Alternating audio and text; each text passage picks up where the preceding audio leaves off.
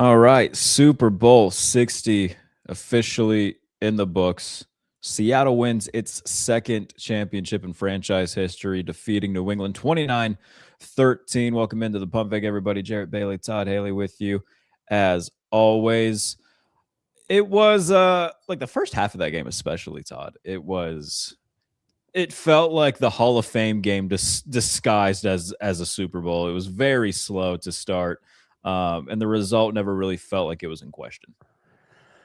Yeah, it felt like complete domination by the Seahawks to me. And then when I went back and kind of looked at some of the stat lines, I was a little shocked that there was that much production, at least passing by Drake May and the Patriots. But Seattle's defense is legit. We talked about that going into the game. I'm sure that Mike Vrabel went into the game saying we got to stop Kenneth Walker, unable to do it. Obviously, I think that was really the difference in the game. They stopped JSN. They didn't let him be the guy that beat him, but they didn't stop probably where the whole plan started, which is stopping the run. I mean, they couldn't do it. So, and then Drake, as you would expect, a younger guy, made the mistakes. Some of them maybe unpreventable, but they were mistakes, and the ball went to the Seahawks, and Sam Darnold did not make the mistakes. He wasn't, off the charts efficient, but he also was playing a really good defense that I thought had a good plan from a passing standpoint. So, yeah, I mean, one of those games. I mean, I've heard everybody say, it stunk, but I enjoyed it. I enjoyed halftime. I enjoyed the experience. I like good defensive football. Happy for Sam Darnold. Happy for Kenneth Walker. Congrats to the Seahawks, Mike McDonald, his staff, Clint Kubiak now moving on. So, not the most interesting star-powered game, but still a big game with a lot of nerve. So I enjoyed it. Yeah, defensively, especially for New England early on, where the offense couldn't do anything in the first half. I saw a lot of jokes on Twitter where like Bad Bunny was carrying the football to start off the halftime show. He was like, all right, well, Bad Bunny officially now has more yards than the Patriots do offensively. And I mean, yeah, that was kind of the story of the game. But the Patriots defense, I mean, Christian Gonzalez had two plays in this game where he prevented touchdowns. One of them was a deep shot to JSN where he, dives and swats the ball away. The other was in the red zone. Where he does something similar, dives in front of the pass and knocks it down. He had a tremendous game. I think New England, from a defensive standpoint, like they have all postseason, played really well. It was just, eventually the dam was going to break. Seattle got a defensive touchdown, and they go up 19-0. Drake May throws a touchdown to Mac Hollins, gets it to 19-7. The Patriots get a stop. And it looks like the Patriots can make this a game. We've seen New England have historic comebacks in the Super Bowl before, albeit, a different regime and whatnot. But still, we've seen crazier things happen in the Super Bowl. And then Drake, who's, been under pressure all game, is under pressure again, steps up and fires a pass that for Collinsworth to be in the booth and be like, I don't know.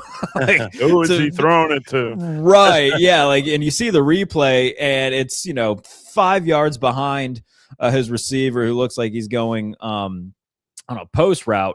It's directly to Seattle. And that was kind of the nail in the coffin for New England. I'll say this real quick about Drake May, though. A lot of takes going around over the past 48 hours or whatnot about how did this guy get 23 MVP votes, and I made my own fun jokes about it too, because it's just fun to joke about. But to look at his body of work this season and decide that maybe he's actually not very good based off the performance that we saw in the Super Bowl, I think that's asinine.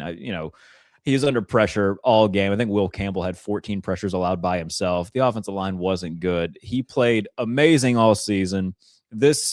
Yes, he didn't play his best game by any means, and it was in the Super Bowl in front of everybody, so there's going to be outrageous takes made. But I have no worries about Drake maybe becoming a bad quarterback from this game. I think he'll be fine. They need to fix the offensive line, get at least one more big weapon in there. But all the takes about, maybe Drake May is actually not very good, I think that's stupid. Yeah, I agree with you. I mean, the guy's really talented. I mean, he did so many good things during the season. It just so happened that this playoff stretch was against, arguably the best 4 or 5 defenses. The end of the year going into the Crazy stretch of playoffs, defenses that they had to including the face. Super Bowl. I mean, it's hard to play against really good defense. What Joe Montana looked like a couple times against those Lawrence Taylor, Carl Mhm. Banks defenses. With the Giants. I mean, it's good defense wins. It travels. It can overcome a lot of things. And what I recognized is, you know, New England really good defense, but I think Seattle deserves to be considered, one of the really good defenses of the last, 5, 6, 7, 8 years. Yeah, and it is incredible just the defenses that they had to face throughout this playoff run. They start off, who did they start off with? They played Houston, they played the Chargers in the wild card round, Houston. and then go on the road to face Denver. I mean, those are probably the 3 best defenses in their own conference. All 3 of which were probably top 5 units, and then Seattle's defense, which statistically the best defense in football this season. So, um, I think if anything, it's another badge for Drake May almost that you look at the lack of like star power on offense and just being able to get to the Super Bowl. And I understand, the AFC was a little bit more open than it usually is with no Lamar Jackson, no Patrick Mahomes, no Joe Burrow.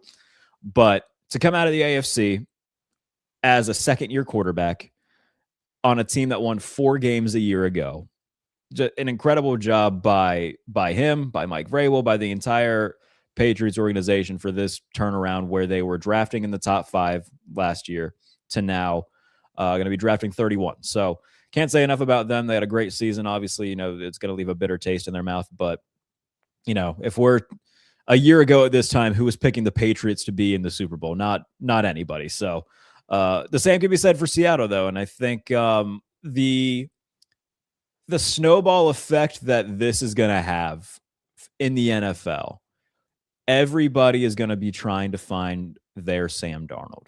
If you're a team that needs a quarterback or is in quarterback purgatory, you're going to be looking around at, all right, which guys are going to be on the move? Is there a free agent? Is there a guy that's going to be traded, or a guy that we think that we can trade for who is a former first round pick, highly touted coming out of school, that hasn't met expectations in large part because of his situation? Can we bring him in and mold him and fix him to be our Sam Darnold? I think we're going to see a lot of that, especially this offseason, where there's a few former first round guys that are reported to be on the trade market, free agents, or what have you. I think we're going to see a lot of that. Yeah, and a quarterback light draft, at least as we speak now. I mean, we Yeah. know things can change, but this league, the NFL is very cyclical. We saw an explosion of offense during the last stretch, of years. Uh, Make no mistake. I mean, these owners, GMs, head coaches are watching this and seeing who the last team standing were, and defense. It's looking like this year's draft. I mean, I haven't studied anybody, but just when I watch, some of the some clips on guys, I mean, there's a chance there's a lot of really good players on defense again. So, if you want to build a team fast, number one, you got to have a quarterback. So I agree with you. Who is going to be the next Sam Darnold? I don't know. Mac Jones is probably in that list of prerequisites that you just talked about. Mhm. College success. Highly thought of coming out in the draft that he came out in. I would think he's up there. Your guy Richardson and Indy, even though I don't think he should have been drafted up there, and I'm going to stand by that until I see different. But yeah, I mean, if you have that quarterback piece and you can put a defense together, you got a chance to do great things, which is what we saw Seattle do. Yeah. And, for any sort of team right now that is in kind of that quarterback flux and feels pretty good about their defense and the direction that they're going, maybe they're going to ask themselves, all right, how do we feel about Kyler Murray? Former number 1 overall pick, incredibly mobile, big arm. Do we have the pieces in place to make it work with him? How do we feel about Mac Jones? Do we have we saw what Kyle Shanahan could do in San Francisco with him, and with a quality defense, you could probably win games of note with Mac Jones if you've got the right pieces in place. So I've said this a few times over the past couple of weeks, but especially now that Seattle's won the Super Bowl, it's changing the way I see the game in a lot of ways, where not to say that I had like Neanderthal brain when looking at the teams. Where it's like, all right, who's the quarterback? Who's the head coach? That's probably a pretty good indicator of how far they'll go. But Mike Macdonald has established himself as a top tier head coach, and the things that he's done on the defensive side of the ball, and showing everybody that, hey, if you build a really, really good roster, if you get the right pieces in place around a quarterback that isn't an elite quarterback, and that's not a knock on Sam, but like, he's not Mahomes, Allen, Lamar. If you can do that and find a Sam Darnold, you can win a championship. So I think that's going to change, not only how, guys like me in the media view things, but how teams as a whole view things and say, all right, we can maybe try to copy that model. Now, there's going to be varying levels of success with it. We could see a team have similar success, but I think we're going to see at least one case of a team try to replicate it and it just crash and burn. So I'm going to be very intrigued to see what this offseason looks like and try to keep an eye out on what teams are very clearly trying to copy that model. Yeah, and I think you're exactly right. You need the coach, you need the quarterback. The one part there that I think was very evident to me throughout the playoffs, even teams that didn't make it, whether it's Denver or Houston or the Rams, that other piece is that coordination between head coach and GM. And I think in John Snyder's case with McDonald, because what's critical is it can't just be GM and his staff selecting the players they love. You have to have that crossover to, hey, coach, what exactly, what are you looking for skill-wise, fit-wise, defensively, offensively, whatever it is, personality-wise. And when you have those, you have coach, you have quarterback, and you have that GM head coach relationship, you can get a lot done. And Elliott Wolf in New England, you can't say enough about the job they did in the offseason. You can't say enough about John Snyder and what they did, especially even at the trade deadline with Shaheed. But those two people, I've been in buildings, I've been in situations when they are in lockstep and on the same page, you can do some really good things as long as you're good at what you do. You still need, talent evaluators that can, figure out who in a very tough position, whatever it is, quarterback being the toughest, you can identify the guys that get you excited and you feel like can help change your team. And that brings us to the question of what's next at offensive coordinator for Seattle, though. Clint Kubiak, now the head coach of the Las Vegas Raiders. I'm going to be very interested to see what this looks like because, we saw what Sam Darnold could do with a really good play caller, offensive play designer, and Kevin O'Connell. We saw what he could do in a similar situation with a good play caller, good play designer, and Clint Kubiak, who's going to be that next guy that they bring in to be the voice in Sam Darnold's ear, coordinating the offense, putting everything together. Are they going to be able to come close to replicating the success they had this year? Or is there going to be a big step back taken? That's going to be something that, this hire, they've got to nail it, because if they don't, then we could see them fall down quite a few pegs, especially in a division that features the Rams and the 49ers. It's just going to be so hard for them to repeat as division champs, much less make it back to the Super Bowl if they don't get that hire right. Yeah, it's going to be critical when you're a good team and you're the best team, last team standing. And in the Seahawks case, you're going to lose, good people because everybody feels like they were a part of it. Players, coaches. They want to make more money. They want to take another step in their career. So, it's a fact of life. The name of the game in the NFL is develop young players and develop coaches because if you're a good team, you want to be grooming somebody, these things, I don't think Mike Macdonald walked around with blinders on saying, everything's going to stay exactly the same.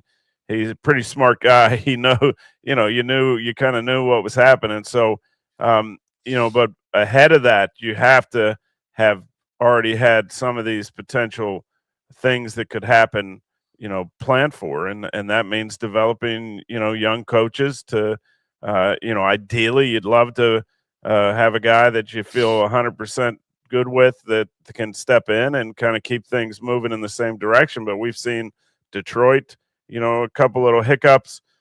Philadelphia, obvious hiccups a couple different times in this similar situation. So, um, but that is, the way I was taught. You better develop players, you better develop coaches because, things are going to happen, especially if you're good, that you got to be able to adjust and move forward with.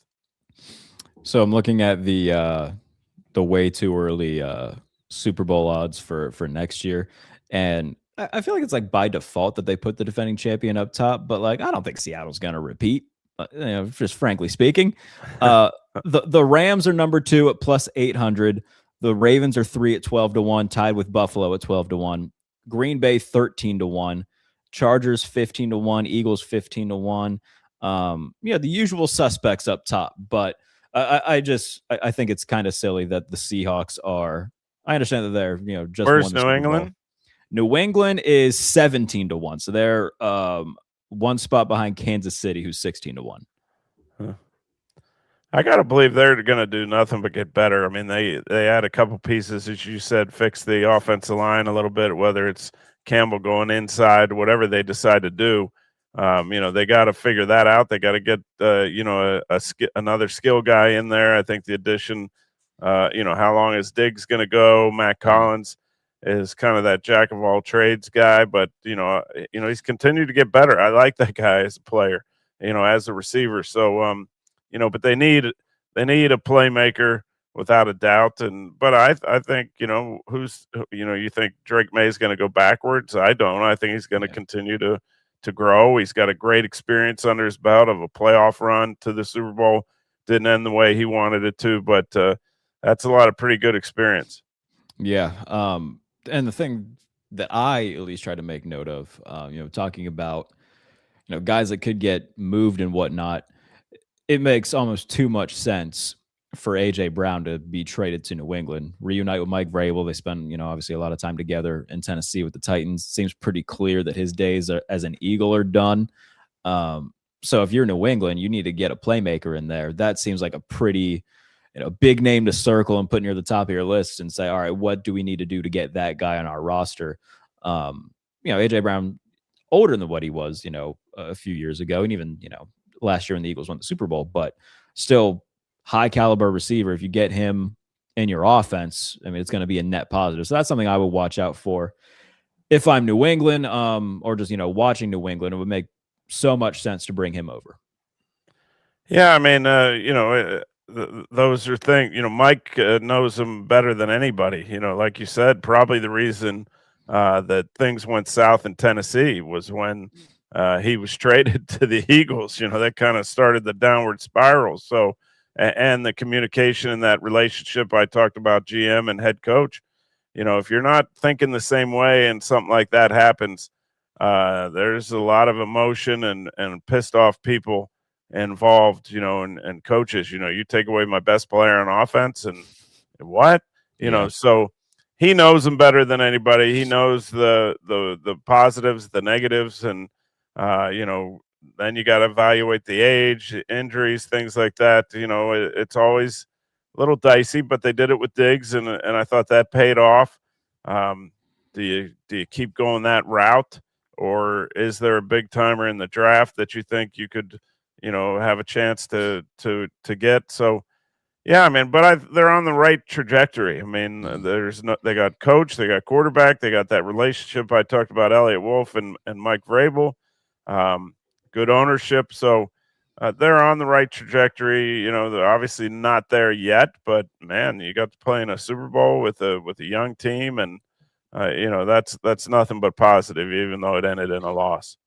For Steelers fans watching, the Steelers are currently at 100 to 1 odds to win the Super Bowl. They're sandwiched between the Giants and the Browns, so kind of tells you where they are organizationally as they transition into this next era. So yeah, something to keep an eye on if you're somebody who enjoys throwing money down a year in advance on the Super Bowl winner. I'm not personally. Never been my deal, I but wonder. I wonder what their odds were back in what was it, 2005? Whenever Ben was drafted, prior to him being hmm, drafted, I bet it was 100 or more somewhere around to there. Yeah. one. And then how did that change? So, if you can get that piece, I mean, that is the name of the game. I don't have any. Again, Mike McCarthy new to the deal. Omar and Omar is very easy to get along with. Obviously the Mhm. Rooneys. So you need that quarterback piece. So uh, if you have ideas, I mean, jump on it. 100 to 1. I mean, throw a couple bucks out there. uh, the usual suspects being at the top of the list, like it makes sense for like Baltimore and Buffalo to be there, but new head coaches, new regimes. I'm going to be intrigued, especially in Baltimore. Like I like the staff that they've built. Jesse Minter brings over Anthony Weaver's defensive coordinator, Declan Doyle as offensive coordinator. I like the staff that they've built, and I like the staff that Buffalo's built, frankly. But I'm going to be very intrigued to see what all of this looks like, especially for teams who've been playoff mainstays, made deep runs, just couldn't get over that hump. So it's so reminiscent of like the 90s in basketball, where like there's so many good players and good teams that just didn't win anything because Michael Jordan was hoarding championships year after year.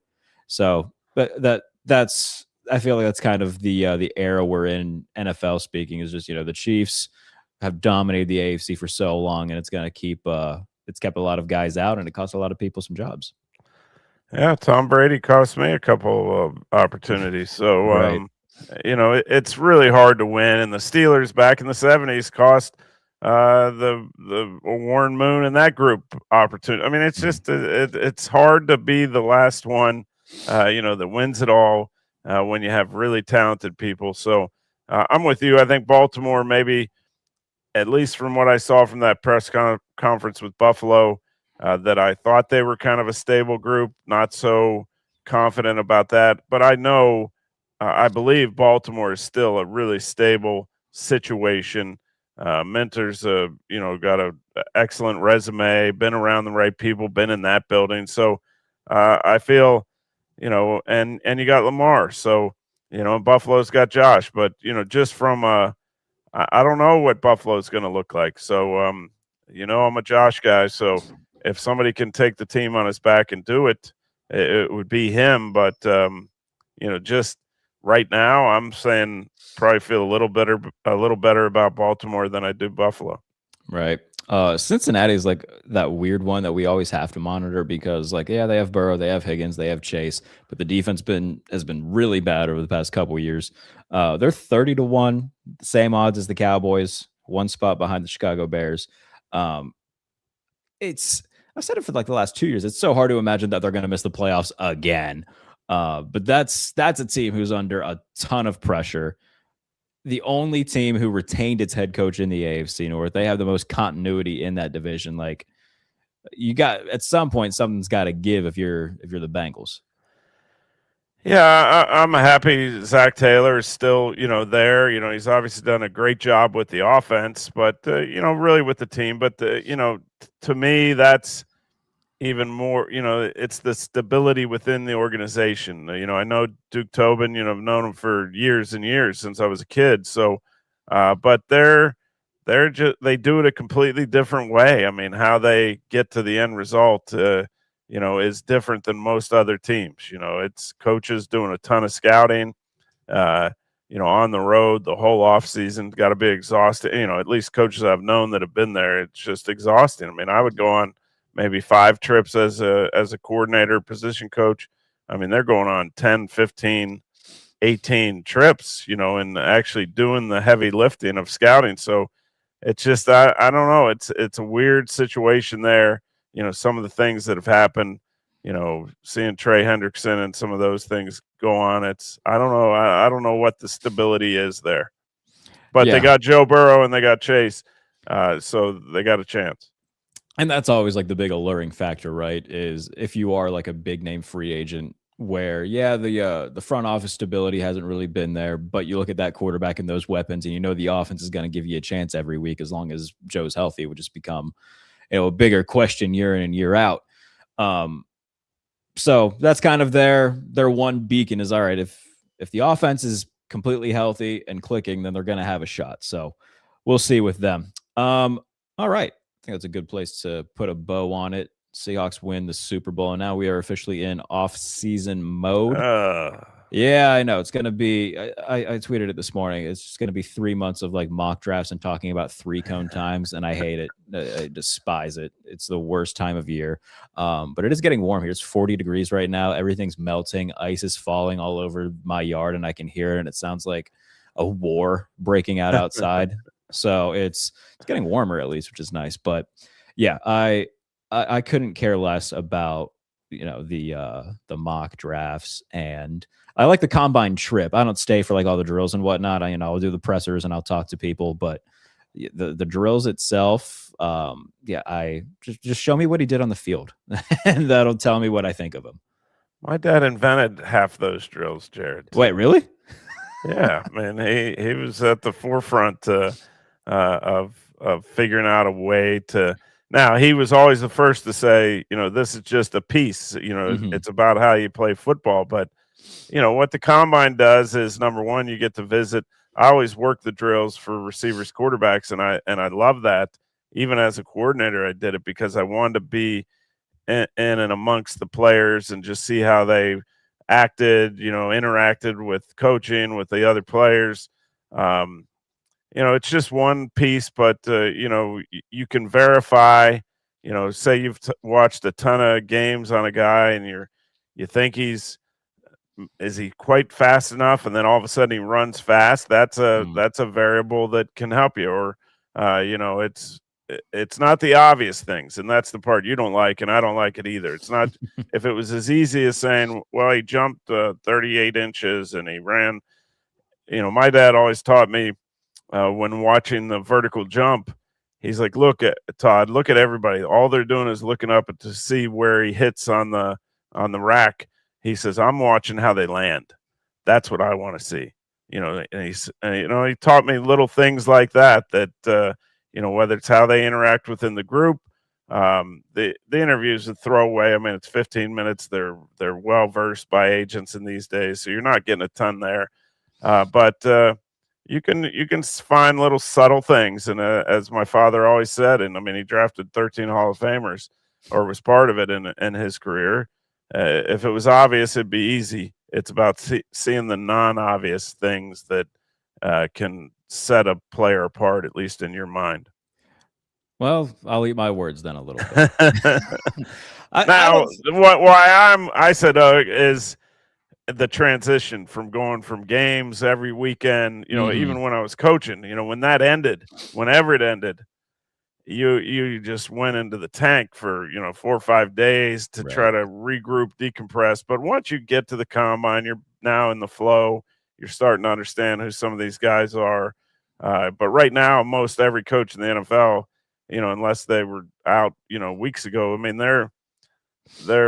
they really don't have a great understanding of any of these players. The scouts do. So now the scouts kind of get you up to speed. You start to put your list together of who guys you're really interested in and who, what coaches are going to go where to see them. That part of the process, having grown up in it is huge. I mean, if you find that one player, it's huge. But, when the season ends, it's just seasonal depression. You're talking about the ice falling off your house. It's cold. It's like, it's just a kind of a bad little week and a half, 2 weeks. Yeah. And, we like that first Sunday, it's just going to be like, all right, well, now what? Usually I'm planted here for 8 hours. So we'll see what comes of it. But yeah, we got the combine is in 2 weeks. I'll be in Indianapolis, so be sure to subscribe to the channel. I'll be do some live on site reports from certain press conferences and whatnot, and talking to players. So if that's your bag, be sure to subscribe to the channel. Subscribe anyway. Todd and I will be here a few times a week, talking about everything. We got the off season officially. Will start in free agency in about a month, where legal tampering, free agency, and all of that. Where moves can officially be made. And Todd and I will be here to keep you up to date with our thoughts on everything. So be sure to subscribe to the channel. for the pump fake, but also clips of the show, videos by me, a bunch of, content coming throughout the off season just to, feed our football appetites. Appreciate everybody for tuning in, and we will be back later on. It's the pump fake.